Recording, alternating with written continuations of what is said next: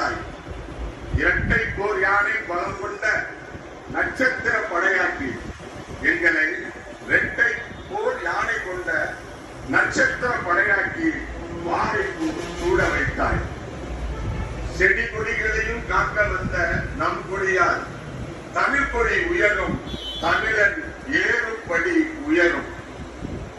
செடி கொடிகளையும் காக்க வந்த நம் கொடியால் தமிழ் கொடி உயரும், தமிழன் ஏறும்படி உயரும்.